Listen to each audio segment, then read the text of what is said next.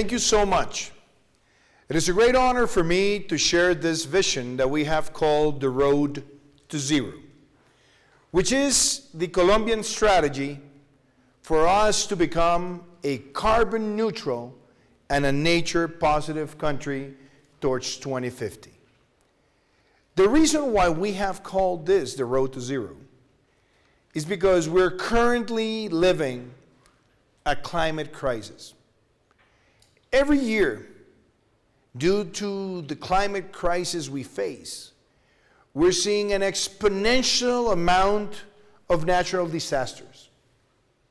We're seeing how coastal erosion is destroying the quality of life of thousands or millions of people around the world.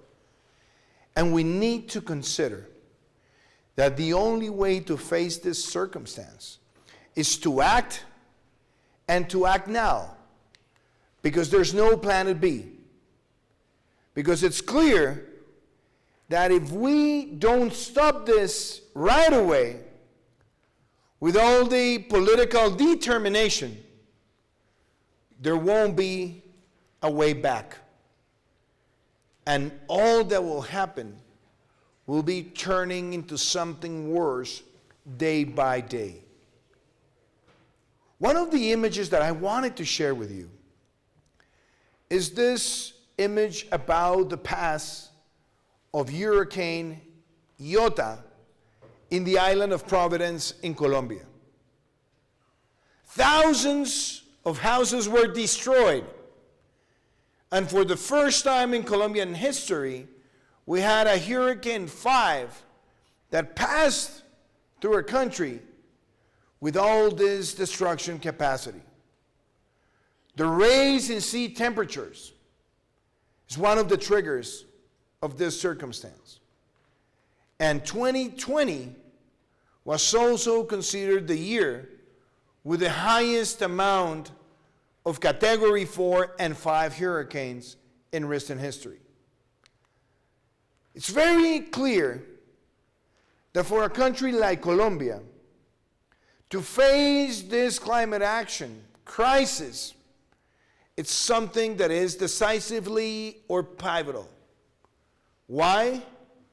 Because we only represent 0.6% of all the world CO2 emissions, or 0.6% of all the greenhouse gases emissions. This means that if we only represent 0.6% of all the emissions in the world, but that we are one of the most vulnerable countries in the world when it comes to the effects of climate change, and we are also the number 2 country in the world in terms of biodiversity, the way we act and the determination we embrace will be a reference model for the world. Colombia, it's a country where 35% of our land is Amazonic land. 52% of our land is tropical forest. We have 52% of the páramos in the world, or high altitude ecosystems. We have more than 900,000 square kilometers of coastal areas. And this means that the way Colombia acts has an impact for the rest of the world. And as I mentioned, even though we only represent 0.6% of all the world CO2 emissions, we must make a case so that the whole world knows that our determination is based on science, is based on facts, and it's also based on a sound policy coordinated action. Last year, we went to Glasgow, and in the COP26, we made clear 2 very ambitious goals Colombia has already assumed.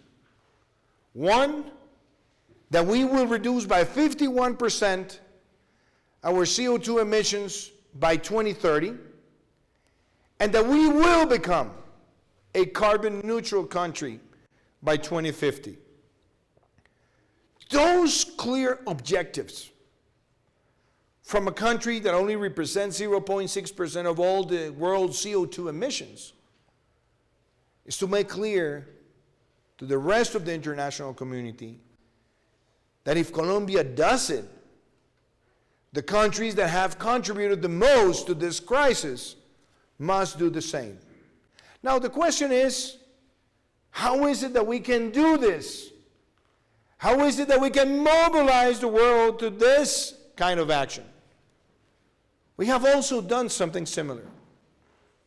In 2019, in the city of Leticia in the Colombian Amazon, we subscribed the Leticia Pact with the governments of Suriname, Guyana, Ecuador, Peru, Bolivia, Brazil, and obviously our country. And we made clear that we had to elevate at a presidential level the policy actions, the determination, and that we had to make a strong, cohesive move with local governments, with the private sector, with all the public entities, so that we can protect one of the world's most important paradises, which is the Amazon, but also to protect the Amazon is to protect the water cycles, the climate cycles in our countries. So if we did it, it's now time for us to face this objective of becoming a carbon neutral country with a strong policy actions in different sectors. We make clear also that those ambitions had to be based on new regulation. And that's why at the end of last year, we had unanimously approved in Congress the Colombian Climate Action Bill. All of the parties, all of the members of Congress supported that bill, which is the roadmap or the road to zero by 2050. And this implies that the first move we have to make is to protect 30% of our land, declaring it a protected area. Yes, we signed the Leaders' Pledge for Nature, so that by 2030, 30% of our territory will be declared a protected area. But I want you all to know that we're not waiting until 2030. That we have made a statement that in this year, in 2022, we will meet that target. So that means in 2022, we'll have 30% of our maritime areas declared a protected area, but also 30% of our inland territory will be also declared a protected area. And that is one of the most important elements of the road to zero. That also involves other countries. And in Glasgow, during the COP26, we sat down with the President of Ecuador, Guillermo Lasso. We sat down with President Alvarado from Costa Rica. We sat down with President Nito Cortizo from Panama. And we declared the biggest maritime protected area in the world, which is called the Brotherhood Territory. That's why we have united the expansion of the Galapagos territory with the Malpelo and Yurupari territory, with the Coiba territory, and also with the Cocos territory. With that, we're protecting the coral reefs. We are protecting our maritime life from trawling practices. And we are also protecting the historical atolls in our territory. People don't regularly know that trawling becomes the deforestation of the sea territory, because it destroys the coral reefs that is the house of 40% of all the world maritime species. So our work, our determination to protect maritime areas and to protect the coral reefs is to protect the life of our planet. And that was one of the most important policy actions that took place in Glasgow. But we also said that in order to achieve the road to zero, we wanted to plant 180 million trees that should be planted by the month of August this year. So far, we have already planted more than 130 million trees. So we will meet the target. And that pledge that took place in 2019 in Davos in the World Economic Forum, joining the 1 Trillion Trees World Initiative, is making Colombia the first country in the world to meet the target in the 1 Trillion Trees Initiative. So planting trees, recovering areas, is also an essential part of the road to zero. But we also have to consider that the private sector should participate in this strategy, embracing the concept of produce conserving and conserve producing. This means that green businesses, the way we fund them, the way we provide incentives, the way we support them, it's also fundamental to achieve the road to zero.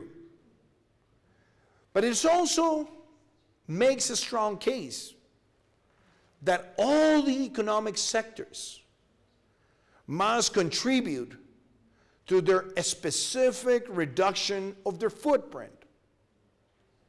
And that was something achieved by the Climate Action Bill. All the Colombian economic sectors committed themselves to have the reduction on their emissions and the contribution to become a carbon neutral and a nature positive country in 2050. This also involves to face deforestation. For many years, we faced very insane numbers of deforestation in countries like Colombia. But we decided to create the National Council Against Deforestation. We launched the Artemis campaign to fight this environmental crime. And we also created the National Conservation Contracts so that peasants in the country are not tempted by the illegal economies of illegal wood trafficking, or tempted by illegal mining, or tempted by coca production. It's not easy, but people don't regularly know that in order to plant 1 hectare of coca, 3 hectares of tropical jungle are destroyed. And people don't regularly know that to produce a kilo of cocaine, gallons of gasoline have been used in the jungles, and chemicals have also been diverted in protected areas or are diverted in rivers that are the providers of life to thousands of people in communities in countries like Colombia. So facing deforestation from any of these behaviors is also crucial. So how do we do it? How do we promote the protection of these areas? The natural conservation contracts, the involvement of peasants in this conservation economy is very pivotal, but it requires to provide earnings to those communities. And that's why the protection of those areas is also connected with the development of carbon markets.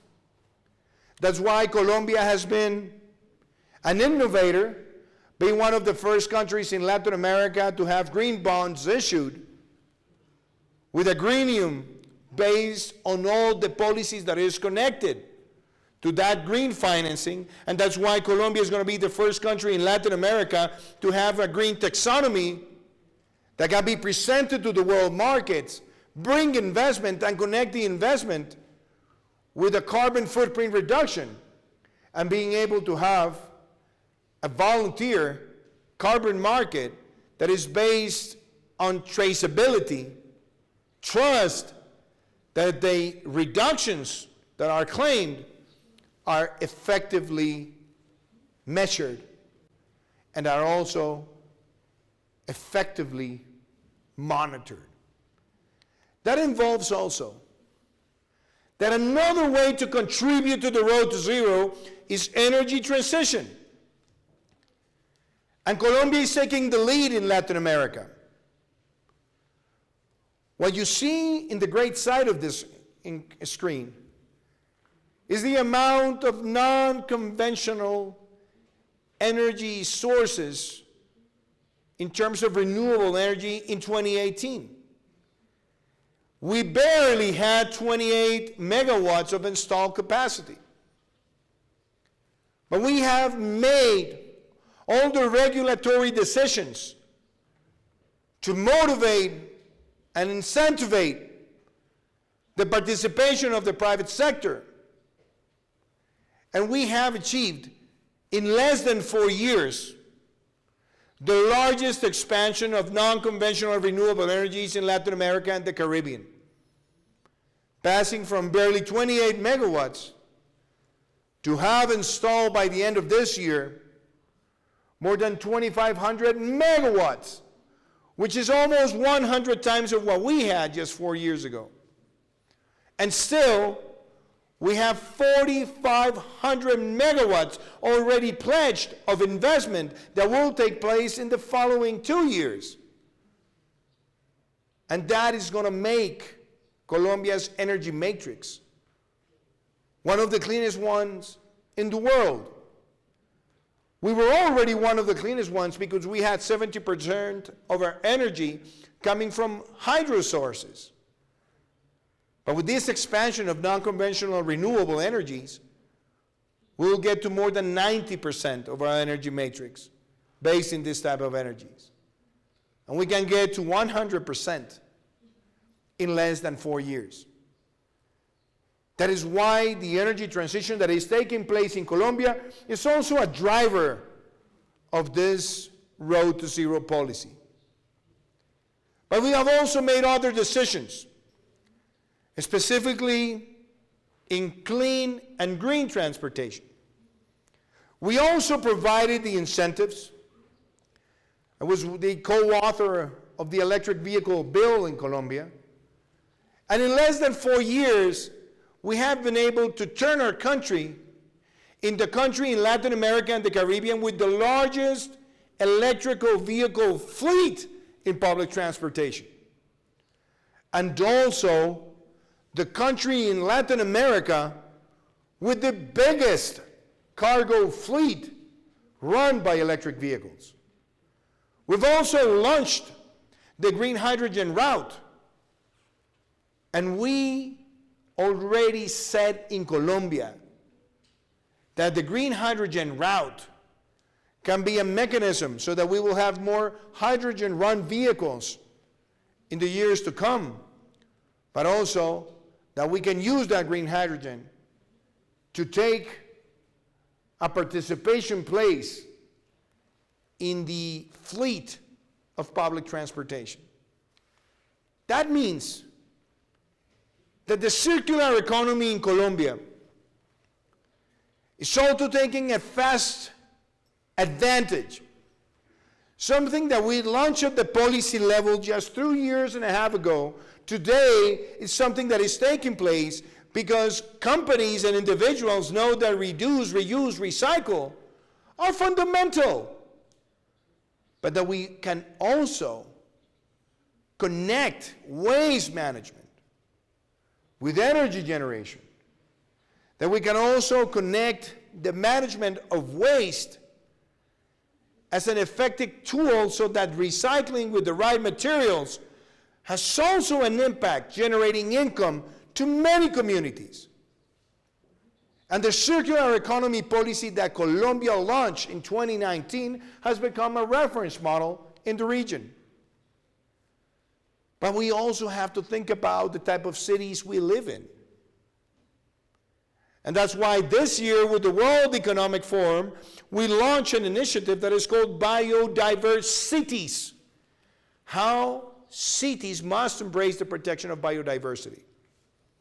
And that involves the protection of the water cycles,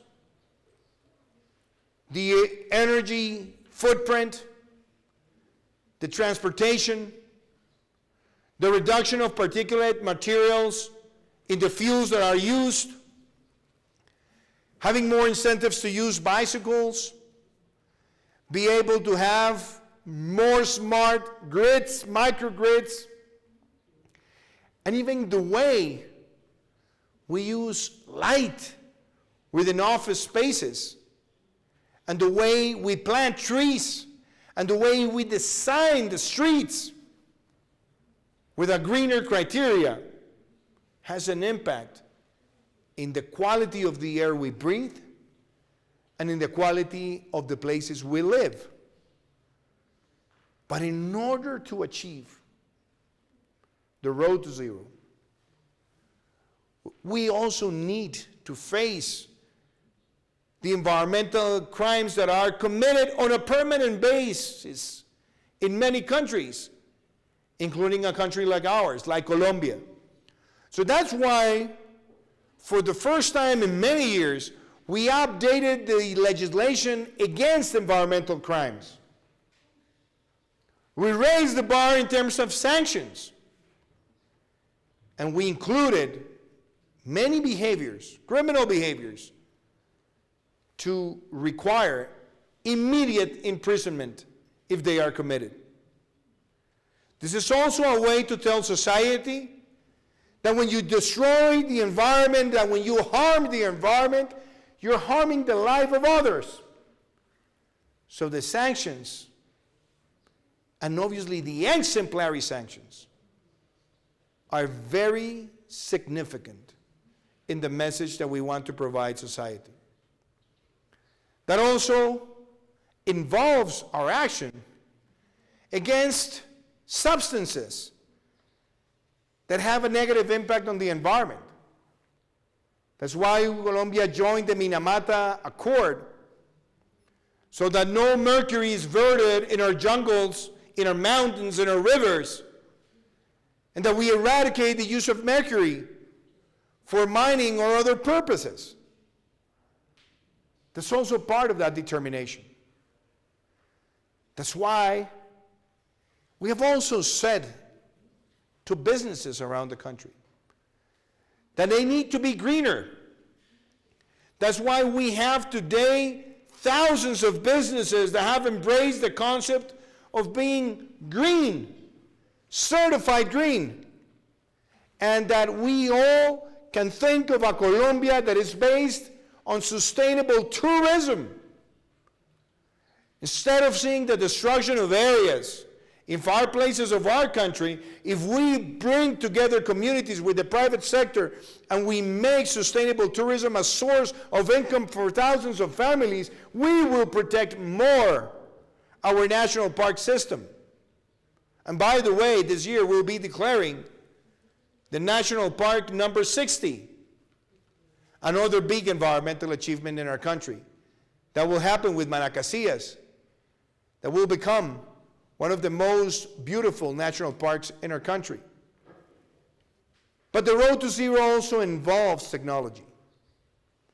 Sustainability and technology need to come together. And that's why in the road to zero, we have been promoting the concept of sustainability. Technology in favor of sustainability. How do we measure? How do we trace?